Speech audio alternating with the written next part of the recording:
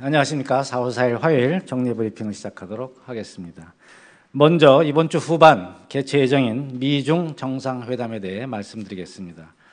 트럼프 행정부 출범 이후 처음 개최되는 이번 미중 정상회담은 특히 북핵 문제 해결 측면에서 매우 중요한 계기가 될 것으로 보입니다. 이러한 맥락에서 최근 트럼프 대통령과 니키 헤일리 주 유엔 미국 대사가 북핵 문제와 관련하여 중국의 보다 적극적인 역할을 공개적으로 요구한 것은 미 행정부가 북핵 문제 해결에 최우선 순위를 부여하고 있음을 여실히 보여준다고 하겠습니다. 얼마 전 틸러슨 미 국무장관 방한 시에도 한미 양측은 북핵 정책의 핵심 요소인 대북 제재 압박 수위 제고에 있어서 대중국 견인이 가장 중요한 관건임을 분명히 확인한 바 있습니다.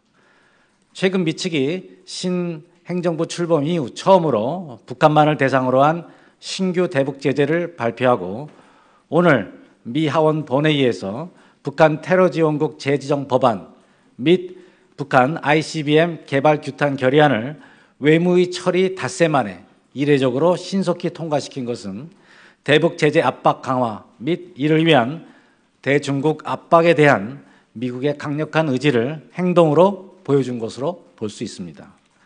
한미는 그간 우리 대통령 권한대행과 트럼프 대통령을 비롯하여 외교, 국방장관과 국가안보실 차원 등 다양한 채널을 통해서 대중국 견인을 포함한 북핵 문제 해결을 위한 공동 방안에 대한 심도 있는 협의를 지속해 왔습니다. 이러한 대북 공조의 연장선상에서 이번 미중 정상회담 시 북핵 문제 진전을 위한 모멘텀이 형성될 수 있도록 한미 양국은 그 어느 때보다도 긴밀한 전략적 소통을 유지하고 있으며 미중 정상회담 이후에도 긴밀한 공조 지속을 통해서 한미 공동의 대북 접근 방안을 구체화시켜 나갈 예정입니다. 다음으로 화학무기인 VX를 사용한 김정남 피살 사건에 따라서 화학무기 사용이 국제사회의 주요 현안이 되고 있는 것과 관련하여 지난 3월 30일 목요일 안토니오 구테흐스 유엔 사무총장과 아흐멧 우줌추 화학무기 금지 기구 사무총장은 공동 명의로 북한의 화학무기 금지 협약 가입을 촉구하는 내용의 서한을 북한 이용호 외무상 앞으로 발송하였습니다. 동서한에는 화학무기 사용 위협이 실제로 존재하고 있다고 하면서 모든 화학무기 사용은 규탄받아야 하며 그 관련자들은 처벌받아야 한다는 내용이 포함되어 있습니다. 참고로 CWC에 가입하게 되면 동협약에 따라서 모든 화학무기를 폐기하고 OPCW에 사찰을 받도록 되어 있습니다. 이와 관련 윤병세 외교부 장관은 지난 2월 28일 제네바 군축회의에서 북한의 화학무기 위협에 대해 UN, OPCW 등 국제사회의 강력한 대응을 촉구하였으며 다자외교 조정관이 3월 7일 제84차 OPCW 집행이사회에 참석하여 북한에 대한 OPCW 유엔 사무총장 공동 명의 서한 발송 필요성을 제기한 바 있습니다. 이후 우리 정부는 유엔과 OPCW 사무국 측과 긴밀히 관련 협의를 해왔습니다.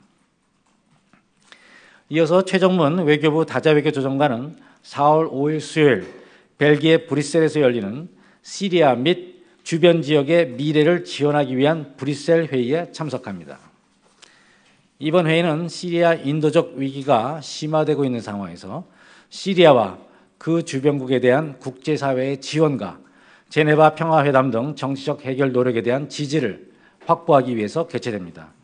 최 조정관은 이번 회의에서 우리 정부의 시리아와 그 주변국에 대한 인도적 지원 현황을 소개하고 향후 우리 정부의 시리아에 대한 기여 계획을 발표할 예정입니다. 마지막으로 제19대 대통령 선거 재외선거 준비 상황에 대해 말씀드리겠습니다. 지난 3월 30일자로 마감된 재외선거인 등 신고 신청자 수가 역대 최다인 29만 7,919명으로 잠정 집계되었습니다. 이는 추정 재외선거권자 198만여 명의 약 15.06% 수준으로 지난 제18대 대통령 선거 22만 3,557명에 비하여 약 33.3%가 증가한 것입니다.